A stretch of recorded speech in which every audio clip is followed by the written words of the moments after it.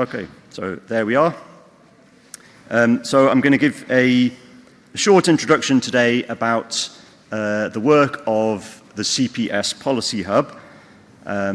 So we are organized around several distinct work packages, which I'm not going to go into the details here because you're going to hear all about them in the forthcoming presentations. In some cases, the CPS has initiated these work packages, but in many other cases, we are teaming up with already existing and ongoing work, like the Space Sustainability Rating, for example.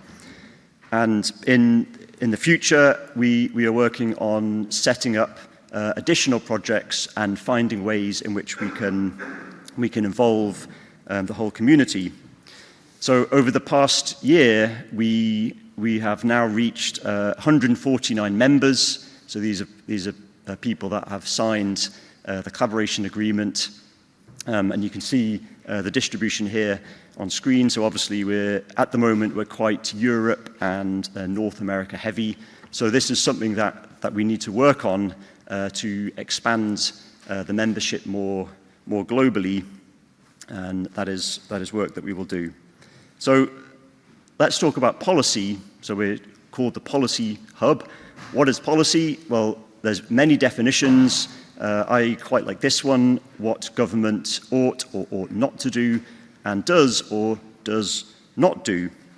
There are many actors that are influencing policy. So of course, it's not just government; it's industry, it's the public, it's professional societies, it's think tanks. But generally, our focus is on the actions of government actors. But this is a very challenging sphere in which to operate. So, and this is a sort of Poli-Science 101 in 1 minute, but there is always, in political spaces, disagreement about what the problem is. So this is something that we are dealing with. Is the problem that there are too many satellites? Is the problem that technology is limited? Is the problem that there is no regulation? Is the problem that the power of private corporations is too much in terms of what they're doing in the space sector? Or is the problem that there's no global agreement? And, of course, these are all problems, but which one is the priority, or, the biggest problem is always under debate. And it's the same for the solutions. So, do we need better technology? Do we need more dielectric mirrors on all the satellites, or better space traffic management systems? Or do we need a new intergovernmental organization like the International Civil Aviation Organization for space traffic management? Or do we need more lawsuits against the satellite companies?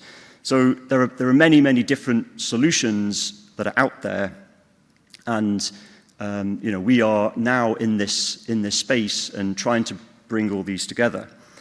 And making policy is actually very hard, as any political actor will tell you.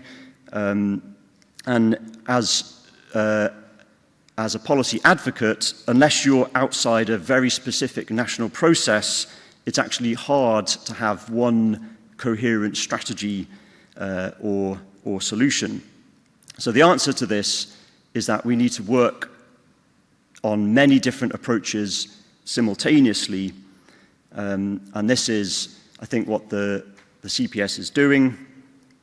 So the overall goal of our hub, I would say, is to be a meeting point where all the actors out there, all the different national societies and the different astronomy communities that are working on different parts of the solution or different solutions entirely, we at least have a forum where we can meet and understand the strategy. So let's go to our mission. So the first one is raising awareness. So this is the most important one.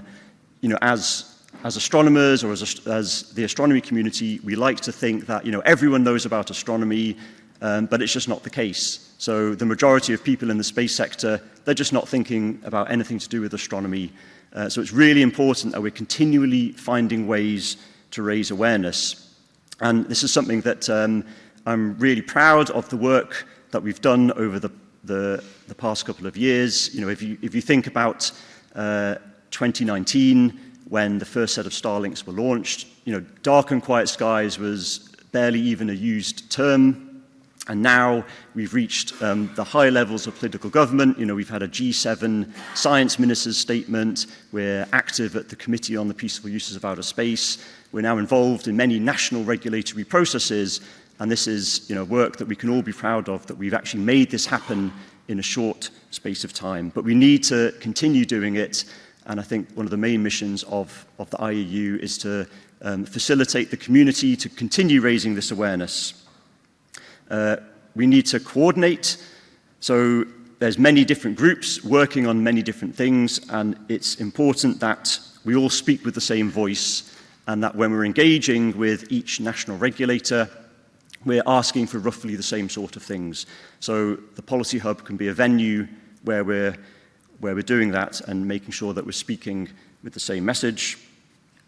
We need to facilitate proposals for new regulation. So questions like, how do we codify the industry practice that is emerging? So some of the space companies are working on some quite good solutions. So we need to make sure that this is codified and turned into a standard. And then another challenge is, how do we translate our emerging knowledge about the thresholds of harm, or, you know, the things that we want, like the thresholds for brightness, and there's different views about this, and this is actually a very challenging work to do. So that's something that we can facilitate. The fourth goal here is to get involved with the spectrum management world. So this is already a very well-established system. There's many groups working there already, and we need to work to bridge the gap between these newer concerns in the optical and infrared space that are emerging, and work better with the existing spectrum management world. And, you know, at least in the CPS, we already have some spectrum management experts like Federico and Josh and Benjamin Winkle, who are already heavily involved in that world, and that's something we need to work on. And then finally, we've got to keep an eye on the future. So, you know, it's not just satellite constellations that are going to be launched into space. You know, there's space-based solar power. There's new ideas for space stations. There's a lot of lunar activity, and that's ongoing. So, you know, we have a small part where we need to keep on looking to the future. So, you know, I could talk about a list of achievements, but I'm not going to in the interest of time. And of course, many of the presentations today and tomorrow will cover these.